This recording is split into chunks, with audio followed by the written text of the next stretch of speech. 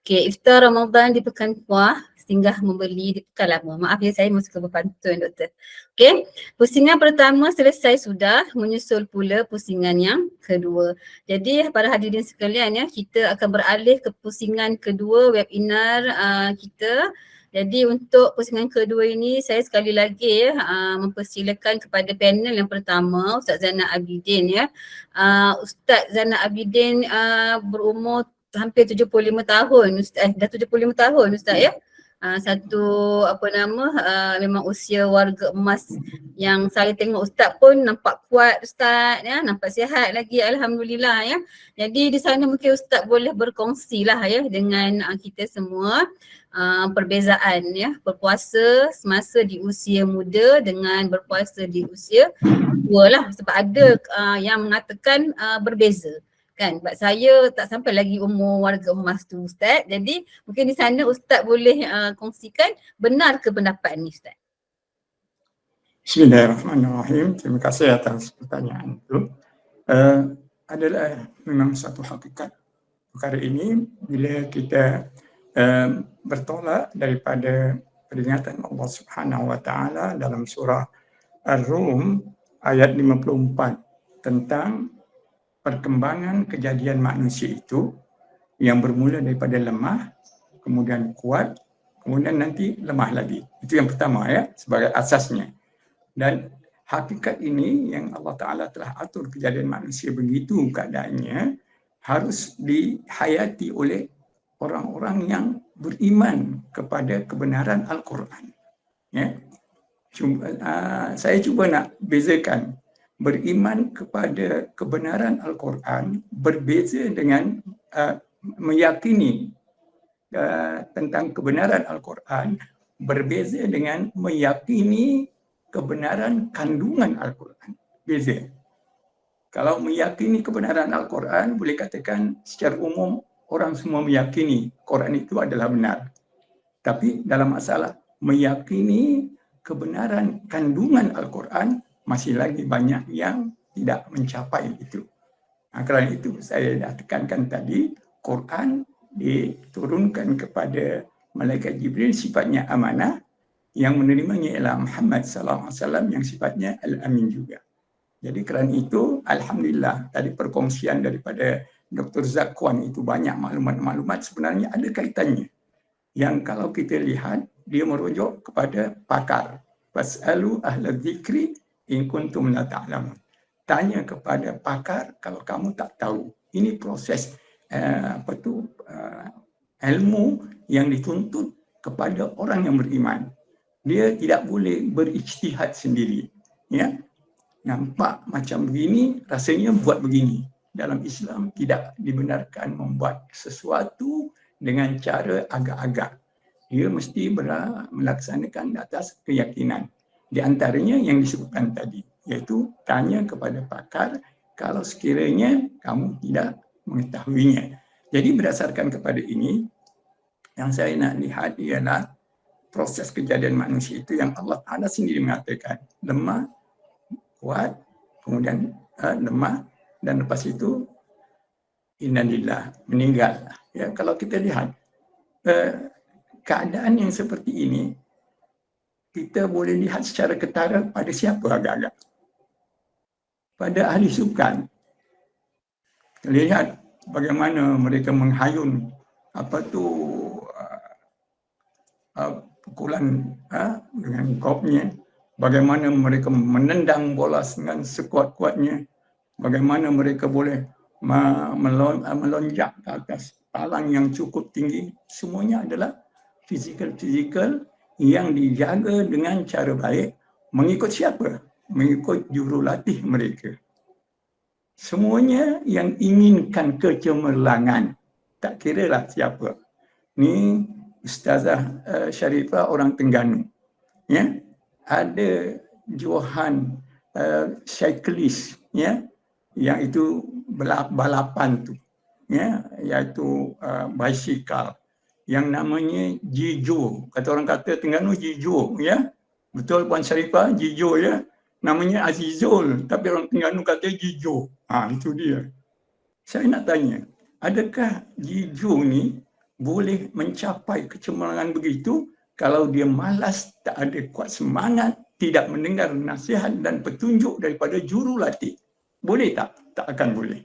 Sebab dia bermula dengan keinginan dan keazaman. Mesti ada. Allah sebut dalam surah Al-Ankabut ayat 69. Ya, walladzina jahadu fina lanahdiyannahum subulana. Mereka yang bersungguh-sungguh pada jalan kami, iaitu petunjuk kami, kata Allah, pasti kami tunjuk mereka jalan-jalan kami. Allah tahu kita bersungguh ataupun tidak. Allah tidak akan biarkan kita. Allah tahu kalau kita tak bersungguh. Jangan main-main dengan Allah Subhanahu Wa Taala. Allah tidak akan berikan. Sebab Allah tidak boleh dipermainkan. Itu yang pertama, hakikat kejadian kita bermula daripada lemah itu. Dan ini semua ialah tidak lain bertolak daripada apa yang kita kena mengetahui tentang yang dikaitkan tadi. Bagaimana kewajipan. Saya cukup tertarik dengan cara Dr. Zakwan. Kita adik-beradik mestilah berpakat-pakat, bergilir-gilir. Betul ya doktor ya? Bergilir-gilir. Ya begitu? Ada dulu pepatah mengatakan mak bapak boleh jaga 10 anak. 10 anak tak boleh jaga mak bapak. Ini masalah. Ini hakikat kan? Kenapa boleh begitu? Sebab dia lupa tentang apa yang diingatkan oleh Allah Ta'ala dalam tajuk birrul walidaini, iaitu berlaku taat kepada dua ibu bapa. Bila kita lihat dalam Al-Quran dan hadis, ada beberapa ayat yang menekankan tentang birrul walidaini sehingga sampai kepada peringkat wa in jahadaka ala an tusyrika bima laysa laka bihi ilmun fala tuti'huma wa sahibhuma fid dunya ma'rufa. Kalau ibu bapa kamu mendesak kamu, memaksa kamu untuk melakukan syirik terhadap Allah, sesuatu yang kamu tidak ketahui, jangan mentaati perintah itu. Itu yang dikatakan oleh Rasulullah SAW, la ta'ata li makhlukin fi ma'siyatil khaliq. Tidak ada sebarang ketaatan kepada makhluk dalam melakukan maksiat kepada Allah. Tapi dalam menjaganya, wasahibhuma fid dunya ma'rufa. Pergaulilah mereka walaupun sudah berlainan agama dengan cara yang ma'ruf. Apa hak-hak mereka dijaga. Sebagai ibu bapa mesti dijaga. Dan Nabi SAW pernah ditanya oleh sahabat, ya Rasulullah, siapa manusia ini yang paling baik dan paling wajib aku menjaganya? Nabi bermula dengan ummuka. Kemudian mak engkau. Kemudian tanya yang kedua, mak engkau. Kemudian kepada yang ketiga, mak engkau juga. Baru yang keempat, abuka. Yang keempat, kalau kita cuba meninjau, menyelami sabda Nabi SAW, kenapa demikian agaknya puan-puan? Puan Nurdiana, agaknya kenapa ya? Kenapa Nabi sampai 3 kali? Sebab orang perempuan ini dia wahanan ummuhu wahnan ala wahnin wa fisaluhu fi amaini. Demi mengandung setiap kandungan setiap bulan 9 bulan 10 hari. Standard ya? Betul kan standard? Semuanya anggur, alhamdulillah, itu standard. Yang ada cepat, yang ada lambat. Tapi sabarnya orang perempuan itu, kita lihat, naik MRT, dia bawa kita. Pergi pasar, dia bawa kita. Suami kat mana? Suami di pejabat dan sebagainya. Bila lahir, binti, bukan binti Nuriana, binti Zainal Arifin pula. Allah. Kalau komplain tu memang boleh komplain lah tu. Ya? Bagaimana dia yang menanggung tu, tapi ini dia kelebihan seorang perempuan yang Allah meletakkan rahim itu ada pada orang perempuan. Sebab itu orang perempuan ini mesti mempunyai rahmah. Sehingga Rasulullah SAW dalam kitab Riyadhus Salihin Anda menyebutkan tentang betapa tingginya rahmat ataupun kasih seorang ibu kepada anak. Diriwayatkan bahawa suatu hari ada seorang ibu, kata Aisyah radhiyallahu anha, ya Rasulullah, seorang ibu di tangannya ada 3 biji kurma. Kemudian diberinya setiap seorang itu seorang sebiji. Masing-masing makan sehingga habis bahagian masing-masing. Ibu tak makan lagi. Lepas itu baru dibelahnya dua, diberinya kepada anaknya masing-masing yang belahan tadi. Kata Aisyah, ya Rasulullah, tingginya begitu tinggi kasihnya seorang ibu kepada anaknya. Kata Rasulullah, Allah lebih sayang kepada hamba-Nya yang mau kembali kepada Dia lebih daripada anak itu. Sebab itu, anak sentiasa mengajak, mari kita bertolak daripada Quran dan hadis Nabi sallallahu alaihi wasallam supaya kita bila melakukan sesuatu kita mempunyai keyakinan bahawa kita akan mendapat keuntungan kedua-duanya sekali.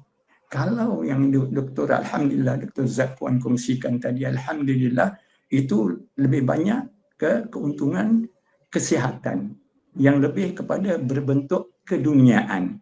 Tapi dalam ibadat puasa, keuntungannya bukan dunia sahaja.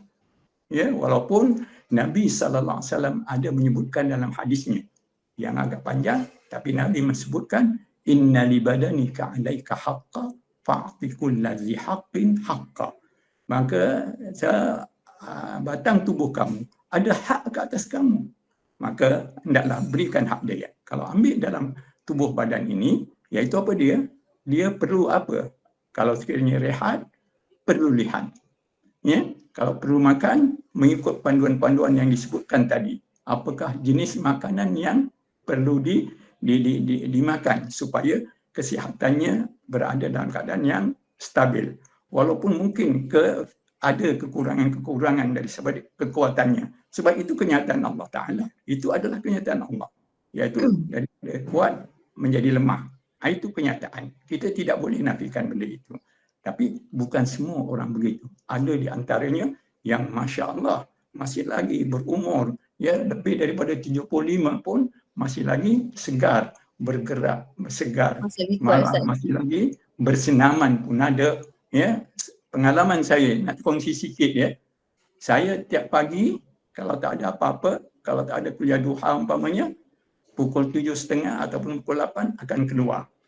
Bukan jogging tapi walking. Itu kalau doktor kata apa walk walk ya. Itu tak kira lah ya. Yang penting berjalan. Kerana pagi itu mengikut kajian sains katanya di sana ada satu namanya vitamin D. Begitu doktor ya, betul ya, vitamin D itu adalah cukup baik untuk kita. Tuan-tuan itu semua sekali ya para penonton. Saya lebih suka bawa dari unsur kerohanian. Vitamin D itu daripada sinaran matahari. Itu ya. Daripada atas beri ke bawah. Ini memberi apa dari segi kerohanian akidah kita. Iaitu Allah yang maha mengetahui, Dia yang maha mulia nak memberikan kepada kita sebagai manusia yang serba-serbi kelemahan, kekurangan, maka kalau diterima ini, Allah akan jaga semuanya itu. Yang jaga ialah Allahu khairun hafizah wa huwa arhamur rahimin. Allah adalah penjaga yang paling baik. Dia maha pengasih daripada segala yang mengasihinya. Jadi ini kalau kita lihat bagaimana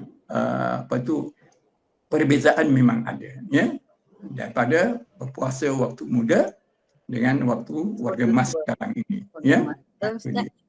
Ustaz, sebab itulah hadis Nabi pun ada mengatakan Ustaz ya, rebutlah 5 perkara sebelum 5 perkara kan Ustaz. Muda sebelum tuamu, sebab ada perbezaan, memang akan ada perbezaan. Itu dari sudut dari sudut biologi ya doktor, biologi kan. Ya, jadi Ustaz, pengalaman Ustaz ya selaku warga emas berpuasa di usia sekarang ni, apa cabaran yang Ustaz lalui? Dan saya nak tanyalah Ustaz ya, kadang-kadang warga emas ni nak berpuasa, nak menjalankan ibadah puasa ni semangat, memang semangat Ustaz kan, sebab ibadah puasa ni hanya datang sekali saja setahun Ustaz kan.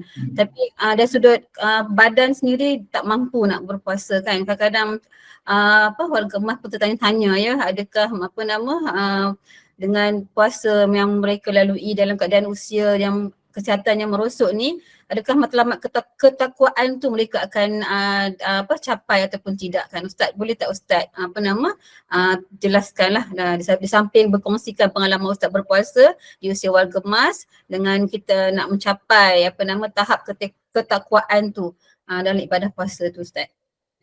Terima kasih di atas soalan tu. Bila disebutkan tadi bahawa puasa ini dalam surah Al-Baqarah 183 ya, Allah mulakan dengan ya ayyuhalladzina amanu kutiba alaikumusiyam. Ya. Allah mulakan dengan orang yang beriman. Ini mengisyaratkan bahawa Allah mahukan orang yang beriman ini mencapai keuntungan kedua-duanya, iaitu hidup di dunia dan di akhirat. Sebab itu Allah mulakan dengan ya ayyuhalladzina amanu, wahai orang-orang yang beriman. Sebab keuntungan yang Allah Ta'ala berikan ialah keuntungan di akhirat nanti. Walaupun tidak dinafikan, keuntungan kebaikan di dunia pun adalah suatu yang diperlukan. Ya? Walaupun kita perhatikan juga, keuntungan yang di dunia ini hanya sementara saja. Mungkin kita sihat, taruhlah umur sampai 80, 90 umpamanya. Lepas itu meninggal. Habis dah. Itu kesihatannya sudah tidak ada lagi. Keuntungan akhirat tak dapat. Kerana tidak memenuhi ataupun tidak memahami seruan Allah, ya ayyuhalladzina amanu, wahai orang-orang yang beriman. Kerana Allah Ta'ala mahukan orang yang beriman ini yang melaksanakan kutiba alaikumusiyam, diwajibkan ke atas kamu melakukan salat kama kutiba alal ladzina min qablikum, sebagaimana diwajibkan ke atas orang sebelum kamu. Apa matlamat daripada kewajipan yang diperintah oleh Allah Ta'ala? La'allakum tattaqun. Mudah-mudahan kamu menjadi orang yang bertakwa. Ya. Jadi kalau kita melihat di sini, Allah mahukan orang beriman ini mencapai satu keuntungan yang tidak ada tolak bandingnya. Yang ada di dunia, keuntungan hanya berupa sementara saja.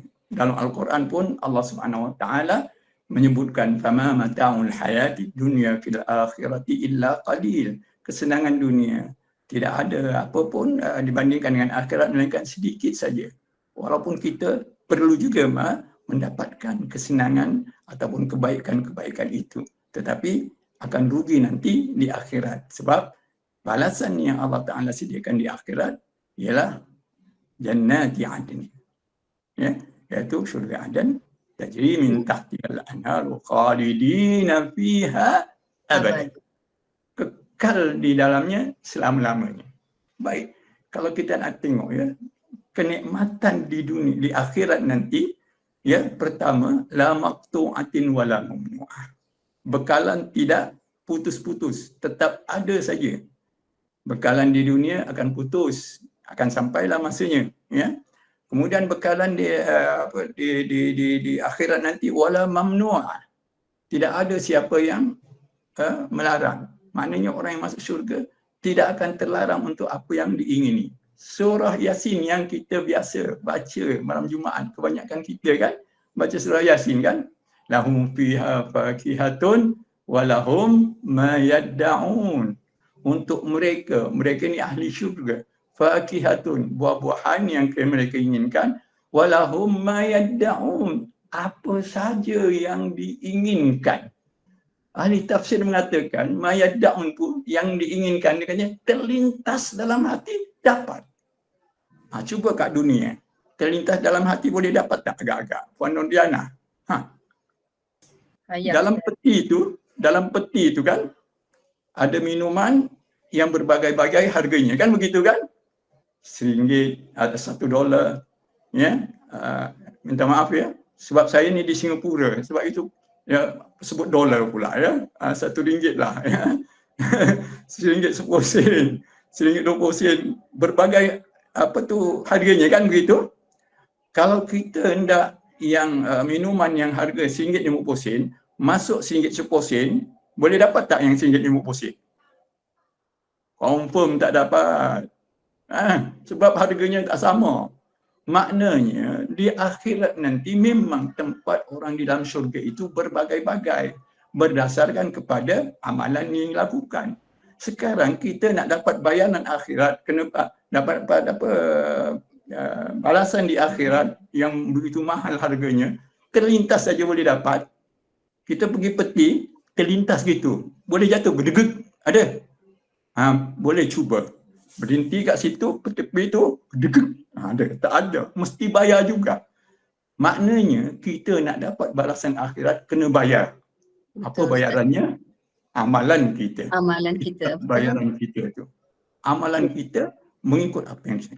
Sebab itu yang disebut oleh doktor tadi, iaitu apa dia? Dia akan bergantung kepada sejauh mana keyakinan dia dengan kewajipan puasa yang telah ditetapkan oleh Allah Subhanahu Wa Taala. Dan orang seperti ini tidak akan risau. Sebab Allah Subhanahu Wa Taala telah mengatakan fattaqullaha mastata'tum. Bertakwalah kepada Allah mengikut kemampuan kamu. Walaupun sebab itu doktor tadi dah sebutkan ya, kita kena ambil kira ya, bagaimana kita nak melayan dia, psikologinya pun kena lihat dan sebagainya kan begitu. Kalau kita melihat ini, dia akan meletakkan sesuatu pada tempatnya. Wadu'u syai' fi makanihi. Meletakkan sesuatu pada tempatnya. Itulah namanya keadilan. Sebab itu kalau sekiranya dia rasakan dia tak mampu untuk berpuasa, biarkan dia jangan berpuasa. Sebab orang yang menyusah-nyusahkan diri dalam agama, Nabi SAW telah mengatakan la yushaddad dina ahadun illa ghalabahu.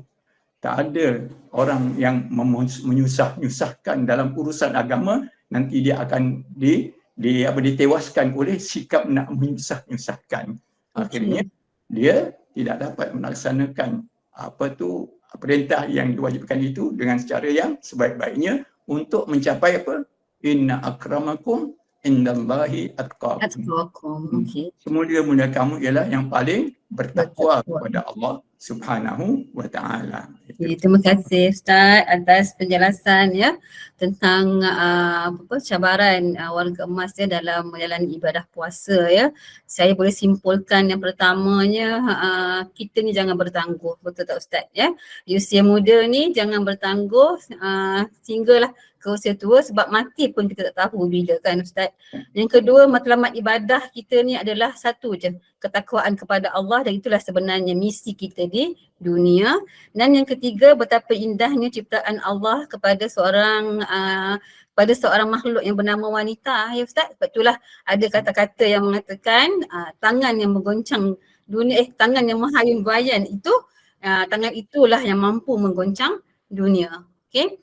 Jadi saya beralih ya kepada panel kita yang ketiga yang dah lama menunggu ya, Puan Sharifah. Ya, pengalaman Puan Sharifah dalam menjaga warga emas ni ya, satu perkongsian yang saya rasakan sangat berhargalah untuk kita kongsikan dengan para penonton ya semua, mengenai pengalaman Puan sendiri ya selaku pernah menjaga ibu yang sakit ya di usia warga emas. Mungkin Puan Sharifah boleh kongsikan pengalaman dan juga cabaran yang Puan Sharifah lalui dalam nak menyeimbangkan diri dan amalan ibadah puasa warga emas. Puan Sharifah, silakan. Terima kasih Puan Nordiana. Assalamualaikum dan salam sejahtera pada semua hadirin. Saya alhamdulillah lah ya, amat bersyukur sekali dalam hidup saya dapat menjaga ibu saya ya. Masa tu saya belum pencen lagi, tapi ibu saya masa tu dah kurang sihat. Bila kurang sihat, saya selalu pergi balik tengok dia dan saya buat keputusan, saya rasa saya kena pencen. Kalau tak pencen mungkin saya tak akan tak dapat peluang untuk menjaga dia ya. Jadi saya buat keputusan untuk pencen dan alhamdulillah lah saya dapat jaga dia dalam 5 tahun lebih lah sikit ya. Dan pada berkaitan dengan puasa ni, pada permulaan saya menjaga dia, ibu saya ni tak sihat. Jadi kebetulan juga bulan puasa. Jadi adalah dia kena masuk hospital dan juga kena tinggal puasa. Ya, alhamdulillah juga ibu saya tidak persoal banyak lah kalau bila dia tak dapat puasa tu kan. Dan ibu saya bukan orang yang tak biasa tinggal puasa. Sakit-sakit pun saya rasa tak pernah. Itu the first time lah dia tinggal puasa kerana tak sihat. Walau bagaimanapun saya jenis orang yang tak suka nak dictate dia. Jadi saya bagi dia sendiri buat keputusan untuk nak puasa ke pun tidak. Ya. Jadi bila dia tak ada puasa tu kita bantu dia lah. Memang dia akan risau ya, sebab orang yang tak biasa tak puasa ni dia akan risau. Dia akan kata macam mana dia nak ganti besok kan. Apa ni, dia selalu takut menyusahkan orang lah. Jadi kita sebagai penjaga ni kita kena catat lah. Banyak kerja sikit lah kena catat dia. Kita time makan pun dah berubah, dia makan lain, kita masa lain kan. Dan juga dan seterusnya selepas saya jaga ibu saya bawa ibu saya duduk rumah saya dan ibu saya bertambah sihat ya. Jadi bulan-bulan yang lain, tahun-tahun yang lain dalam 4-5 tahun tu ibu saya puasa dalam keadaan sihat lah, dia boleh berpuasa. Sampaikan doktor dia pun heran. Tabik lah dia kata boleh puasa penuh. Tapi saya tak pernah paksa ibu saya untuk puasa ke tidak. Saya bagi dia pilih sendiri ya. Saya bukan jenis yang suka maksa-maksa orang ke ni kan. Jadi dia puasa penuh dalam 4 penuh sampai habis hayat dia lah. Ibu saya tak ada tinggal puasa lepas tu. Dan cabaran orang jaga mas ni memang banyak cabaran dia lah bulan puasa ni.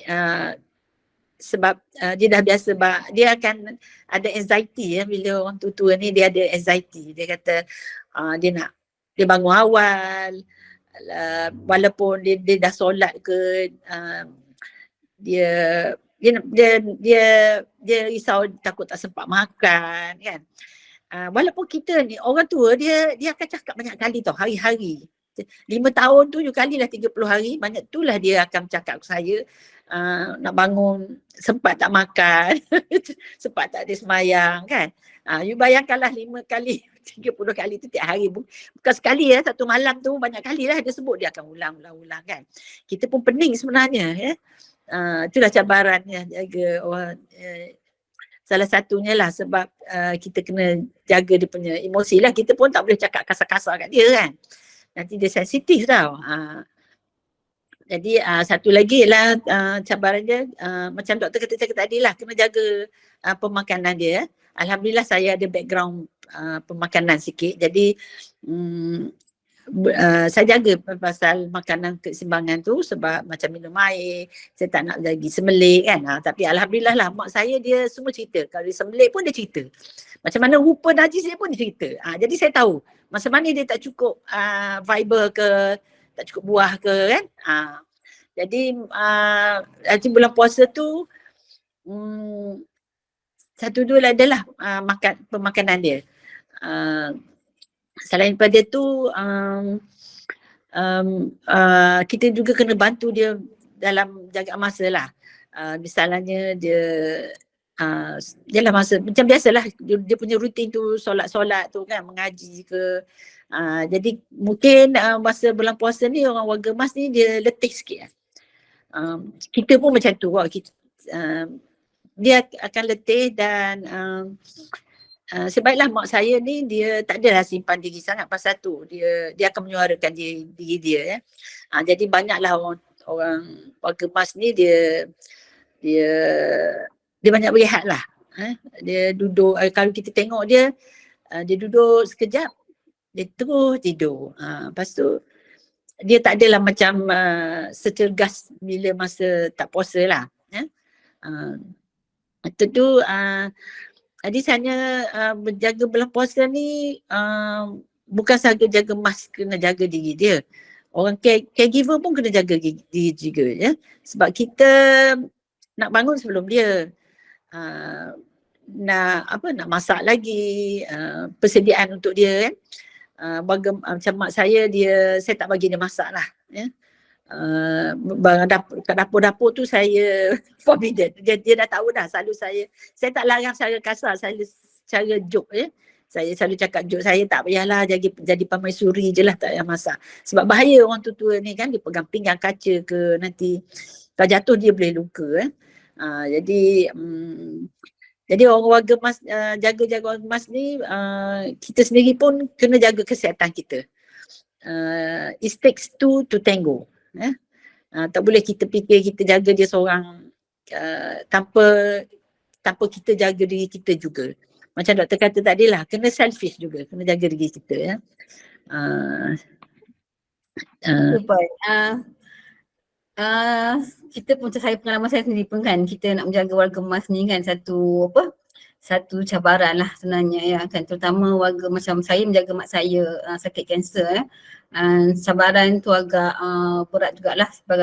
Saya sendiri sebagai penjaga pun saya rasa cabaran tu agak hebat ya, terutama dalam bulan puasa lah.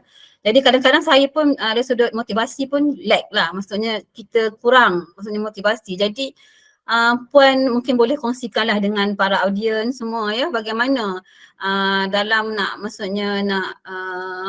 menyeimbangkan ya antara menjaga warga emas, kemudian dalam nak menghayati bulan Ramadan, dalam masa yang sama nak memotivasikan para penjaga ni untuk membantulah mereka ni untuk motivasi supaya terus bersemangatlah dalam menjalani ibadah puasa tu Puan.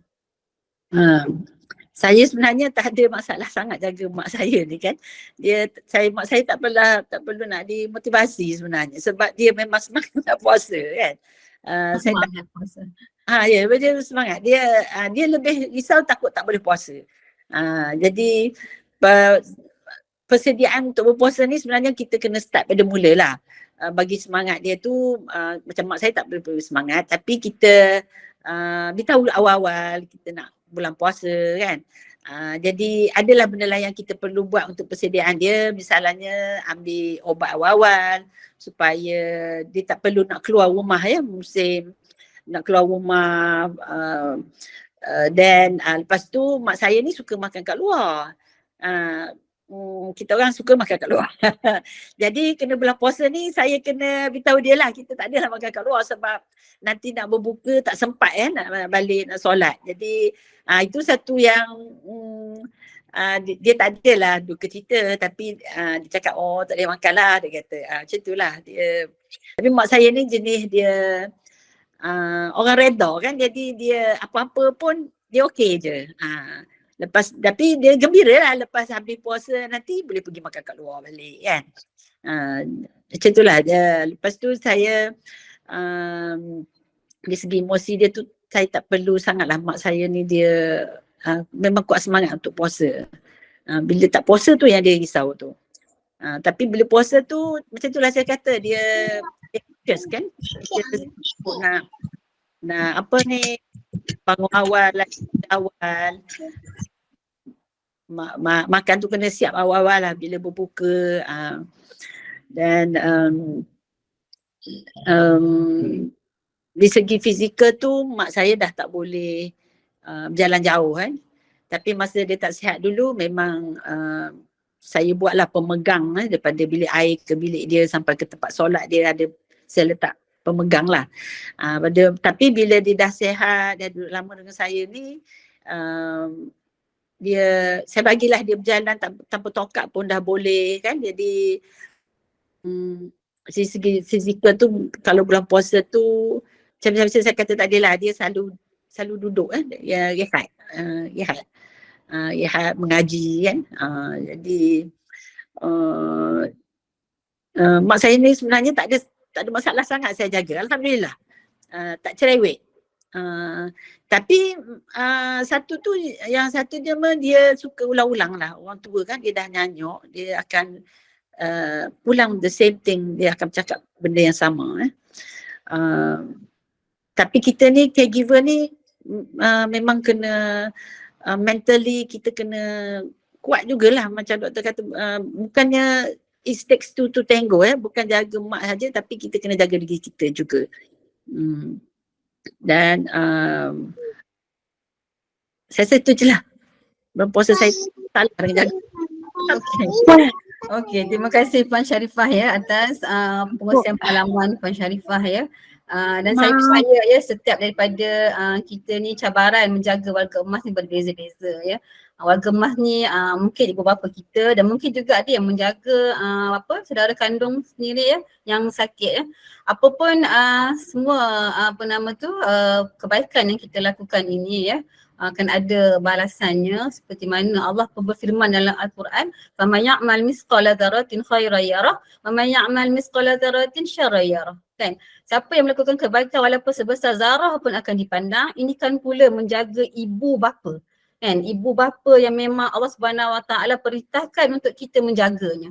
Kan? Untuk kita birrul walidain. Dalam Al-Quran, dalam hadis banyak perintah-perintah yang Allah sebut, yang Nabi sebut tentang kewajipan untuk menjaga ibu bapa, antaranya dalam satu hadis ya, hadis Bukhari dan Muslim, yang mana Nabi SAW bersabda, amal apa yang paling dicintai Allah Subhanahu Wa Taala, dan salah satunya solat pada waktunya, dan salah satunya adalah birrul walidain, menjaga ibu bapa. Dan saya percaya ya menjaga warga emas, ibu bapa kita yang tua ni, ganjaran ni sangat besar di sisi Allah, lebih-lebih lagi dalam nak menjaga ibadah puasa bagi mereka tu agar dapat melaksanakannya dengan sempurna. Jadi tuan-tuan dan puan ya, dengan berakhirnya slot Puan Sharifah itu tadi, ya saya Puan Samsidah. Ya sayang. Cak, Mama nak tanya berapa umur mak Puan Sharifah? Okey. Masa dia meninggal tu umur 85. Jadi okey banyak dah. Okey sayang. Mama 73 okey. Berapa? Satu lah dia 70? macam cakap ulang-ulang. Okey. Terima kasih. Orang tua dia cakap ulang-ulang. Dia kadang-kadang you pening tau. Sebenarnya macam doktor kata lah, kita perlu rehat kan. Kalau tidak kita akan fikir kalau budak muda, saya selalu cakap lah, kata ni kalau budak-budak ni cuma marah ni. Kadang-kadang saya cakap mak saya, anak saya yang sulung tu dia hobi dia bodybuilding. So badan dia besar. Bukan besar, tu besar dengan muscle. So dia akan cakap, dia cakap anak saya tu gemuk.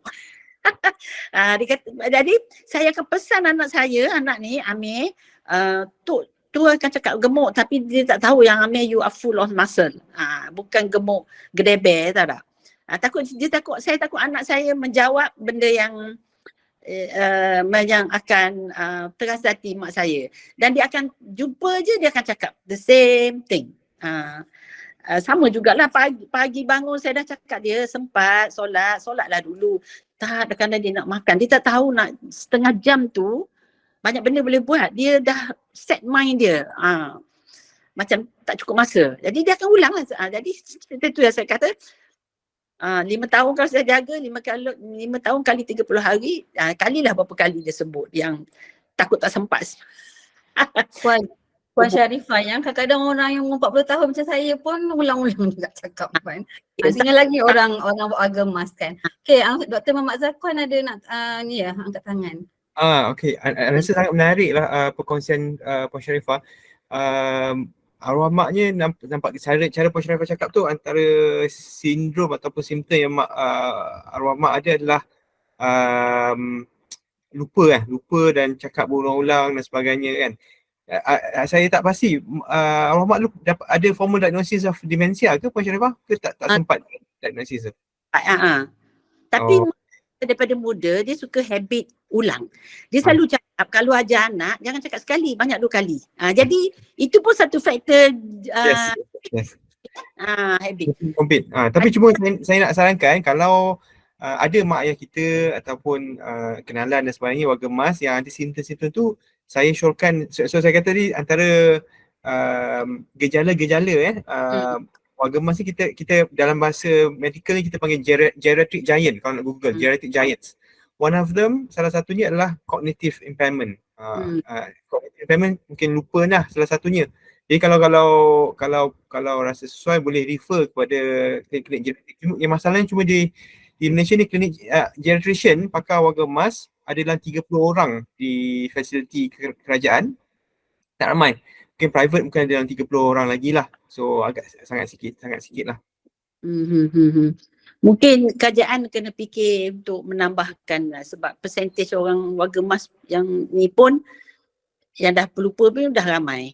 Tapi saya ada Mungkin Dr. Zakwan boleh panjangkan agaknya ya. Ya, insyaAllah boleh. saya nak kongsi satu ya doktor, yang pasal Alzheimer ni. Saya ada saudara, nenek saudara saya, dia umur 87 tahun ni. Memory dia very good.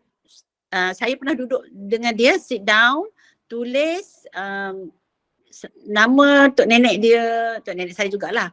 Cousin dia kahwin dengan siapa, dapat anak apa.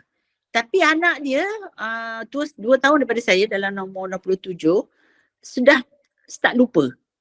Jadi anak yang pergi jumpa doktor, maknya tak jumpa doktor. Maknya 87 lah tahun ni kot saya, 87, 88. Nenek saudara saya sendirilah, adik pada nenek saya. Dia punya memory dia bagus. Dan saya tahu dia, amalan dia suka makan korma dan kismis 21 biji. Semuda dia. Dan dia suka makan ulam daun pegaga. Tapi mungkin itulah nak share, mungkin itu boleh good memory dia lebih bagus daripada mak saya. Okey. Tapi saya nak cakap ke Ustaz jugalah, kita macam saya, adik saya belum pencen, jadi saya jaga mak saya. Kadang-kadang saya takut juga saya berdosa. Kadang kita fikir orang yang tak jaga mak kita untung sebab dia tak mungkin tak buat terasa hati mak dia. Tak? Macam saya mungkin tersasul buat ada terasa hati dia kan. Jadi memang kita pun dah jaga mulut kita ke apa perbuatan kita. Tapi al-maklumlah manusia kan ada kelemahan dia. Jadi kadang-kadang kita rasa orang yang tak jaga mak kita untung dia tak ada apa. Sekali-sekali jumpa all are goods lah kan. Dia tak ada mungkin tak ada tersasul lah dengan mak kita ni yang dia atas itu namanya satu rezeki daripada Allah sebenarnya, menjaga orang ibu bapa kita. Puan Sharifah ada lagi ya?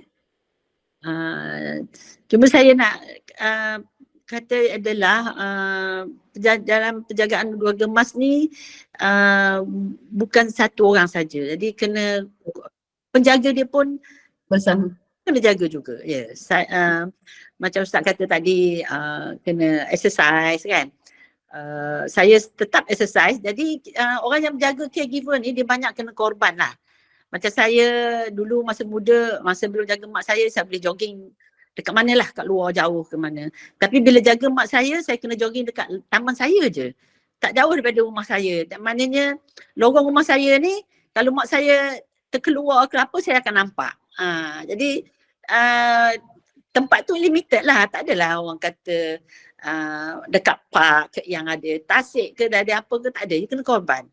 Kalau bulan puasa, you korban lah. You tak boleh nak pergi terawih kan dengan kawan-kawan yang dulu you pergi.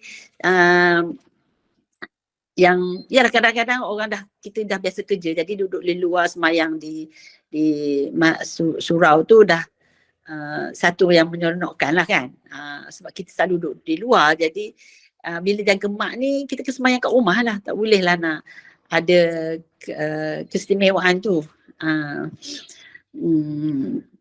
Jadi orang kata, Mak Saleh kata takes two to tango. Jadi kita jaga mak kita kena jaga, caregiver pun kena jaga diri dia.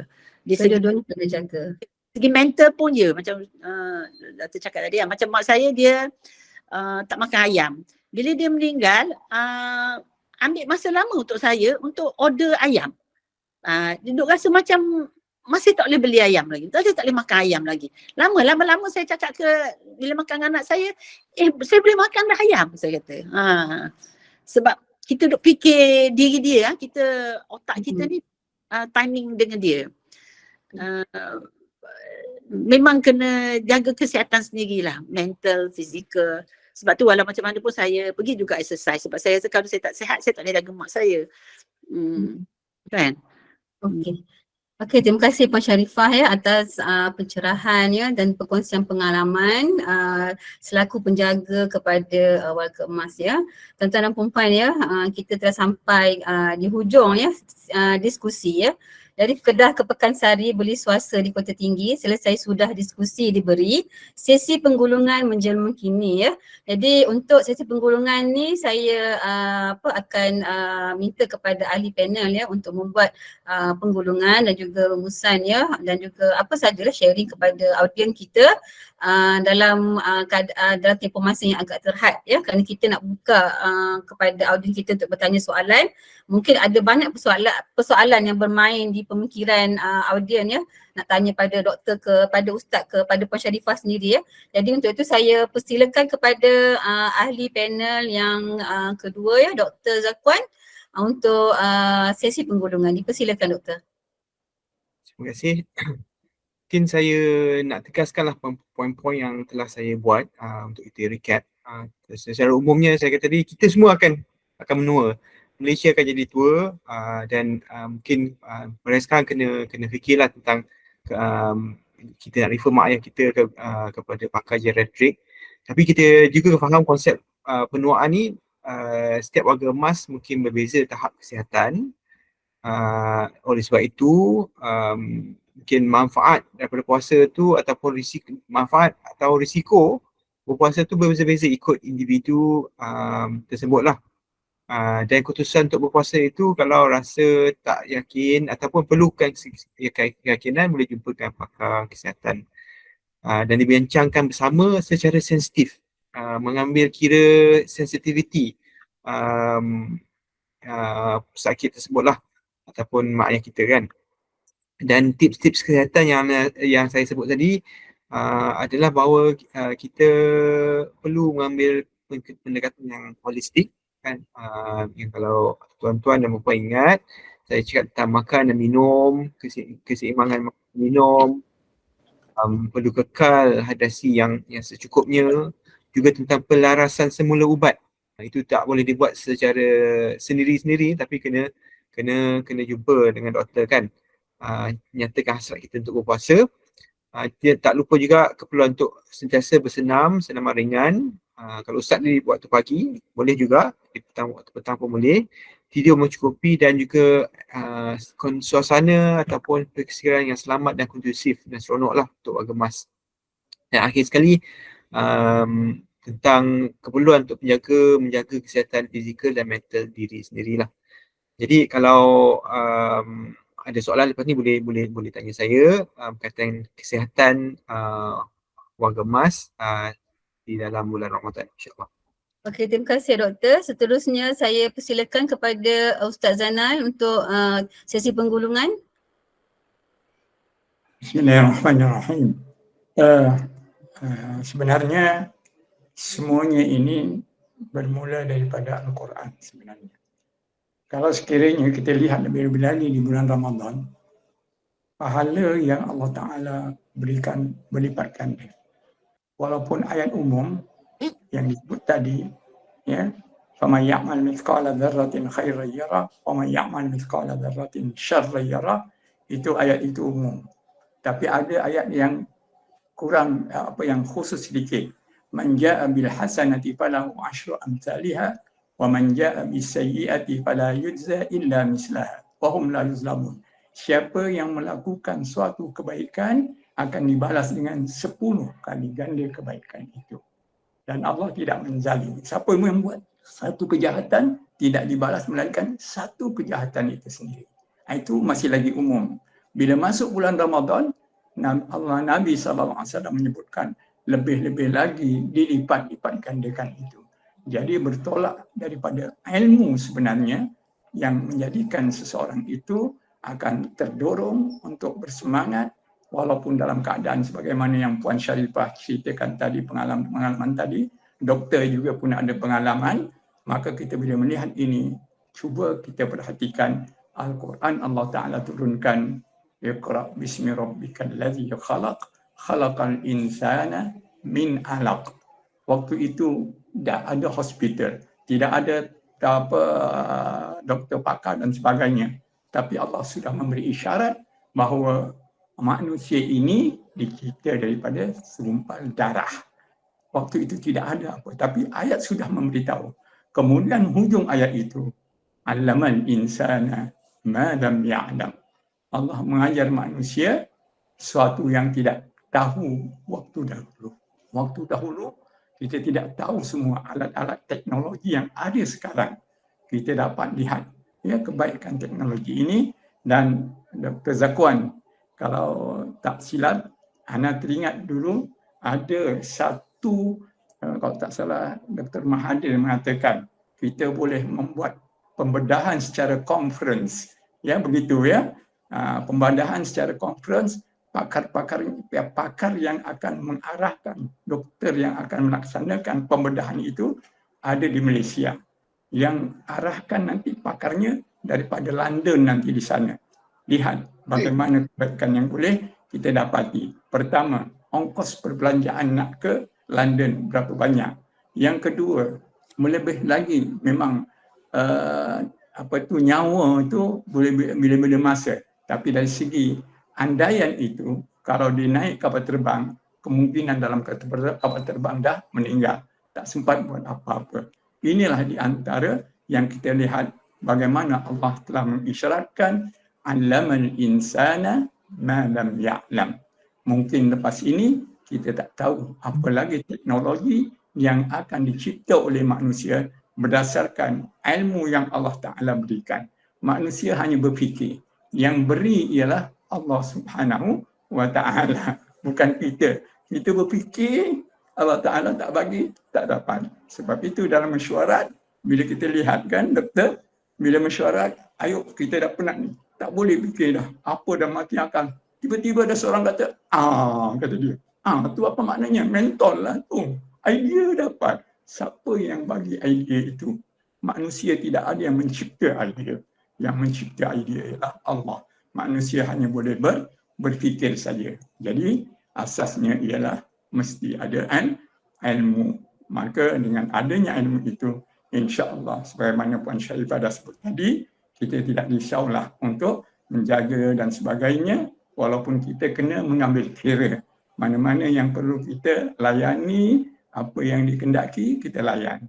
Dan kelebihan-kelebihan orang yang membaca Al-Quran sebenarnya, yang mengajar Al-Quran sebenarnya dijaga oleh Allah Ta'ala dari segi ingatannya. Kebaikan ialah kebaikan fizikal dan kebaikan fikiran kita. Wallahu a'lam. Ya, terima kasih Ustaz. Ya, seterusnya saya persilakan kepada Puan Sharifah. Saya punya pendek je ya. Bukan penjagaan bagi saya untuk yang mencabar masa bulan Ramadan saja, tapi juga cabaran bagi orang yang penjaga ni juga di masa lain lagi lah ya, macam saya sebut tadi.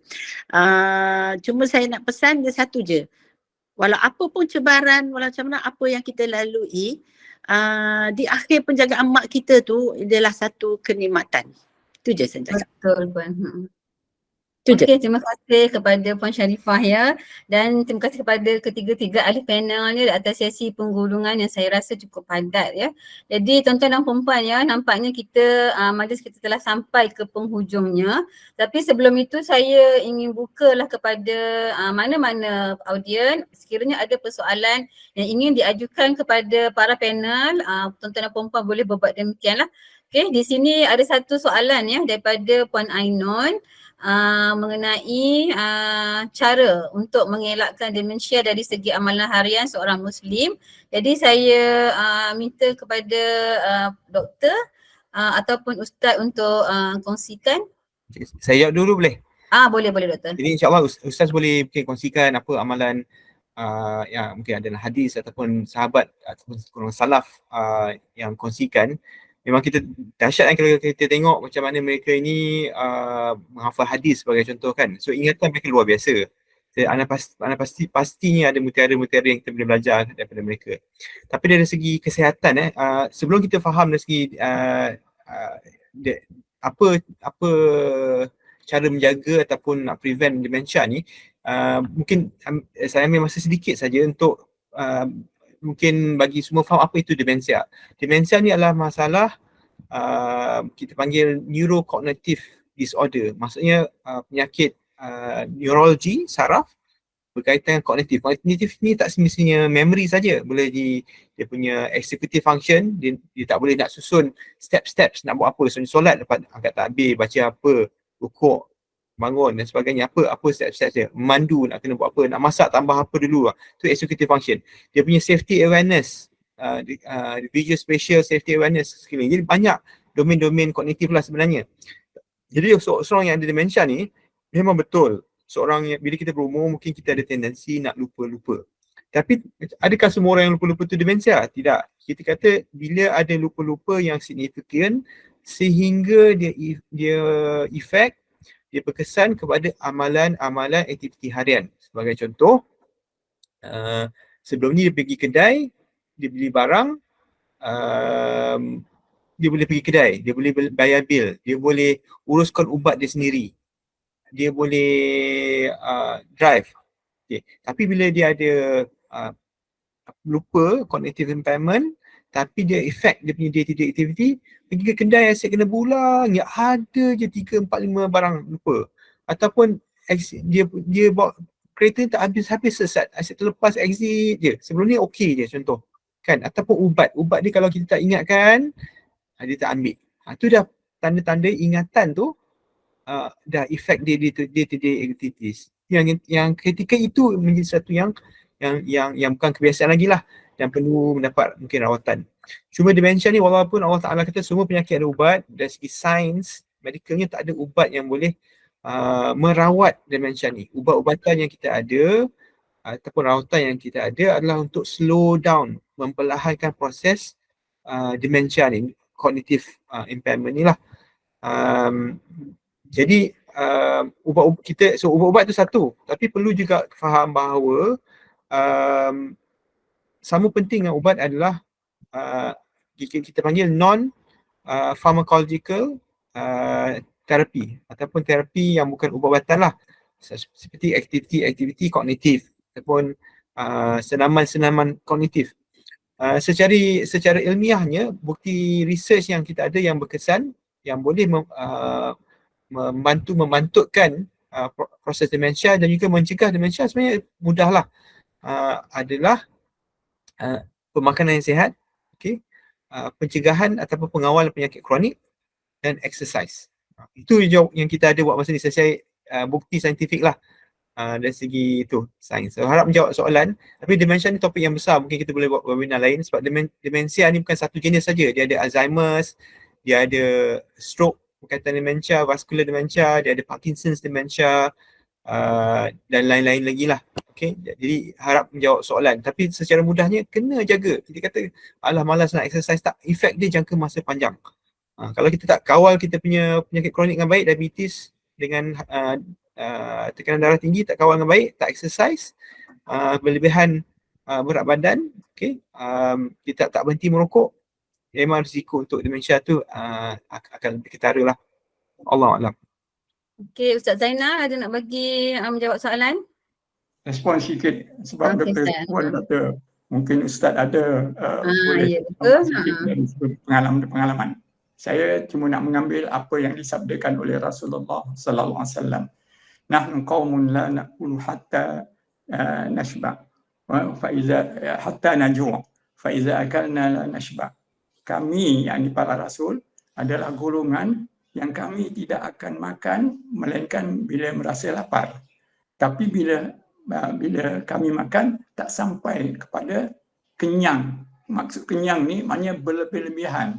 Jadi kalau kita berpandukan kepada ini, maka Rasulullah sallallahu alaihi wasallam pun betul ya doktor, kita disuruh supaya membahagi 3.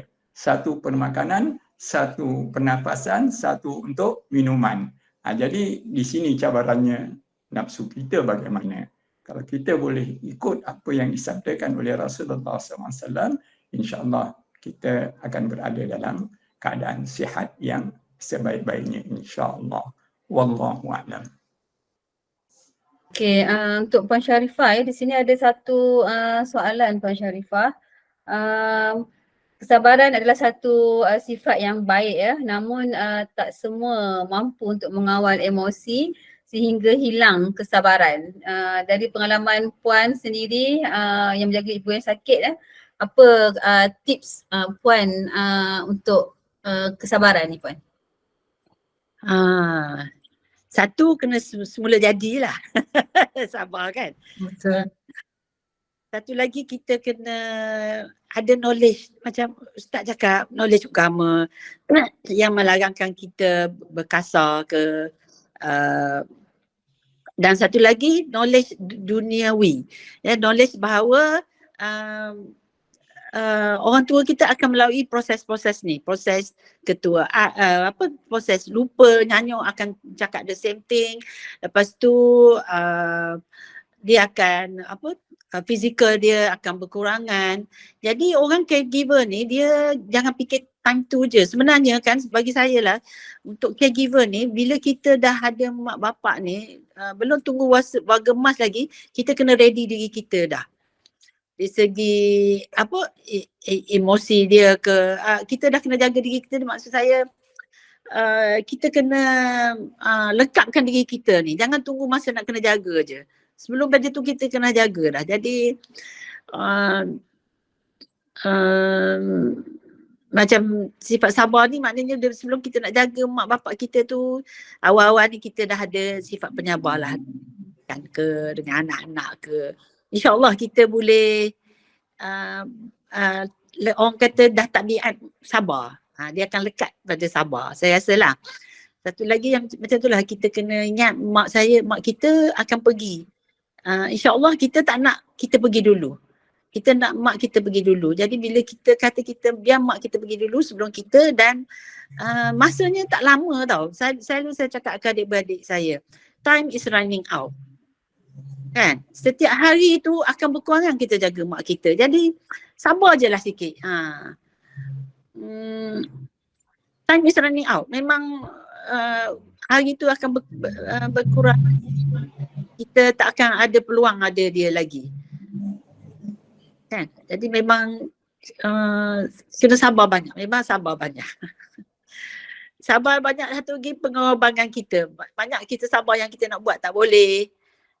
Bukan yang nak kita jaga dia. Apa yang kita nak pun banyak benda yang kita sabar. Belum dapat lagi. Dia tak ada, nanti pergilah shopping banyak-banyak. Kan? Pergilah nak makan luar negara ke. Buatlah. Tapi sabar dulu.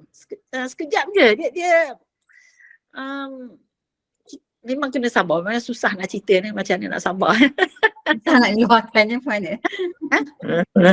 Boleh saya celah sikit? Boleh Ustaz. Terlanjur pertanyaan itu tentang sabar. Jadi Allah sendiri mengajar kepada kita doa. Lebih-lebih lagi kalau kita dalam keadaan puasa, yang kata Nabi, doa orang berpuasa tidak akan ditolak. Doanya ialah Rabbana afrigh alaina sabra wa tawaffana muslimin. Tuhan kami, isikan dalam hati kami kesabaran dan matikanlah kami sebagai seorang muslim. Itulah doa yang boleh kita gunakan kalau kita berhadapan dengan keadaan-keadaan yang mungkin ada kalanya, ya kita manusia kan, ada kalanya menggelabah juga. Rabbana afrigh alaina sabra wa tawaffana muslimin. Kalau boleh sampai nangis kerana merasakan kita berdosa, insya-Allah. Wallahu a'lam. Okey, terima kasih kepada Puan Sharifah dan juga Ustaz atas perkongsian tips. Ya Puan. Mak saya selalu amalkan doa innallaha ma'as-sabirin. As-sabirin. Betul tu. Yang tu ya amal selalu. Mak saya memang amal yang tu. Untuk sabar, dia apa-apa dugaan dia akan baca tu. Siapa yang bertanya tadi mungkin boleh amal yang Ustaz kata, ataupun yang tadilah yang saya cakap tu innallaha ma'as-sabirin. Dia bila bercakap soal menjaga ibu bapa ni satu benda yang boleh bawa sebab lah sebenarnya kan. Tapi saya nak kongsi jugalah tips kesabaran ni. Satu je yang saya terapkan waktu jaga mak saya. Bila kita ni satu je saya fikir, kebaikan yang kita lakukan pada mak kita tu, pada orang lain, dia akan berbalik pada diri kita, dan suatu masa kita akan berada di tempat mereka juga. Jadi nak tak nak sabar. Kalau kita nak orang akan datang, orang melayan kita dengan baik, maknanya sekarang ni lah kita kena mulakan. Itu tips saya lah, nak memupuk perasaan sabar, menjaga ibu kita Dan kita tak nak menyesal. Menyesal tu benda yang kita kalau boleh kita tak nak lah. Nanti bila mak dah tak ada, menyesal tak buat ni, tak sempat buat ni. Saya tips untuk memupuk sabarlah pada ketika menjaga ibu yang sakit lah. Dan sebenarnya benda tu berlaku bila mak kita meninggal. Waktu tu perasaan menyesal tu datang, satu-satu datang. Tak buat ni, tak buat tu, tak buat ni, tak buat tu. Jadi saya sampaikan pada pelajar-pelajar saya juga benda yang sama. Nak buat kebaikan jangan bertangguh dan jangan sampai satu masa kamu menyesal tak sempat berbuat kebaikan terutama pada ibu bapa. Itu tips antara yang saya juga boleh kongsikan lah. Jadi ada persoalan lagi ke setakat ni? Okey, kalau tak ada saya Saya ada satu soalan ya untuk Puan Fazia. Silakan. tadi doktor ada sebut pendekatan geriatrik ni holistik. Aspek apa doktor yang holistik tu? Saya bagi contoh ada satu pesakit ni datang dekat klinik saya, dia masuk hospital, sebab patah tulang pinggul, hip fracture Dia patah tulang pinggul dan kita debate lah dengan surgeon nak kena operate ke tak kan. Saya punya pandangan, walaupun dia telah berumur, operation tu mungkin lah berisiko banding orang muda kan, memang semestinya. Tetapi kita faham juga, kalau lah kita tak operate, maknya sebelum ni mungkin boleh solat, boleh boleh siram pokok bunga kat luar, nak pergi jauh-jauh tak lah. Mungkin boleh beli roti ke kedai-kedai dekat dan sebagainya. Dia boleh buat kerja rumah sikit-sikit, boleh jadi mandor masak kan, so kita masak bagi arahan dan sebagainya. Tapi sekarang dia jadi bed bound sebab dia tak boleh kita tak operate dia. Jadi kalau kita fikir dari segi holistiknya, kita bukan nak fikir hip dia saja, tapi kita kena fikir apa lagi lepas tu. Okay? So bagi saya, kita kena manage kesakitan dia dengan kita buat hip fracture tu. Kita kena pastikan dia ni seorang yang lebih yang kekal mobile ataupun boleh berjalan kan. Dan kita mahu kekal, dan kalau kita tengok secara statistik, warga emas yang patah tulang pinggul tak operate dalam masa 2 tahun. Kalau betul ingatan saya, hampir buat 30 hingga 50% mungkin akan meninggal dalam masa 2 tahun. Sebab apa? Sebab mereka ni keluar masuk hospital sebab tak boleh bergerak. Dia ada pressure sore kat belakang, luka belakang kat pinggul tu kan, sebab tak boleh gerak. Keluar masuk hospital, infected pressure sore, ataupun kuman paru-paru sebab dia tak boleh diri, tak boleh duduk. Jadi bila holistik ni maksudnya kita tak fikir just one dimensional. Jadi pesakit tadi kita decide, kita dah bincang rumat, decide nak operate. Lepas kita operate tu apa rawatan dia? Rawatan dia bukan ubat tahan sakit satu. Bila kita nak start fizio, bila dia fizio tu setakat mana kat hospital, fizio setakat mana kita boleh buat kat luar. Kenapa dia, maksud berbalik kenapa dia jatuh? Adakah semata-mata lantai licin? Ataupun sebenarnya dia ni ada masalah jantung? Ataupun ubatnya terlebih ubat. Kita bagi sangat ubat, part pressure dia jatuh, dia pening, dia jatuh. Dan kenapa tulang tu rapuh sangat? Banyak orang main bola jatuh tak patah pun tulang. Sebab mungkin dia ada osteoporosis. Kenapa dapat osteoporosis? Mungkin pemakanan kalsium dia tak cukup. Jadi dari segi kognitif lah, ataupun dia jatuh mungkin sebab dia dia ada lupa-lupa. Dia punya safety awareness, cognition dan kognitif ni safety awareness very poor. Ataupun dia ni mungkin ada masalah sensory. Dia ada diabetes yang tak didiagnose, kakinya telah kebas dan sebagainya. Macam-macam lagi lah. Jadi kita tengok warga emas ni, kita tak boleh tengok dari segi kesihatan lah, tak boleh tengok one dimensional saja. Dia punya diagnosis tu kena holistik, dia punya rawatan juga kena holistik. Jadi itu beza kami dengan mungkin para kepakaran lain lah. Dan kami, sebab bila kita buat semua secara alternatifnya lah, kita based on kepakaran tertentu saja, dia tak gel everything together. Orthopedic buat operation, doktor jantung tengok jantung, in the end pergi klinik jantung dapat 5 ubat, klinik ortopedik dapat 5 ubat. So ubat ni mungkin in the end 20 jenis ubat, dan ubat ni mungkin contradict each other, dan itu lagi banyak komplikasinya lah. Allah alam. Okey, Puan Fauziah jelas? Menjawab soalan tak Puan Fauziah? Bagus, baik. Terima kasih banyak. Okey, terima kasih kepada Dr. Zakwan ya atas pencerahan tentang persoalan Puan Faziah tadi. Sekiranya ada persoalan lagi, saya buka.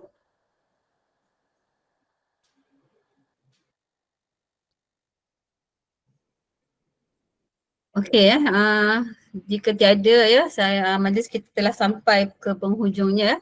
Mudah-mudahan ada sesuatu yang telah pun kita perolehi di sepanjang keberadaan kita dalam majlis ilmu ini. Jadi sebelum bersurai ya, saya mewakili pihak penganjur merakamkan ucapan terima kasih kepada semua peserta yang hadir pada webinar pada hari ini ya, dalam memastikan penganjuran webinar ini berjalan dengan jayanya.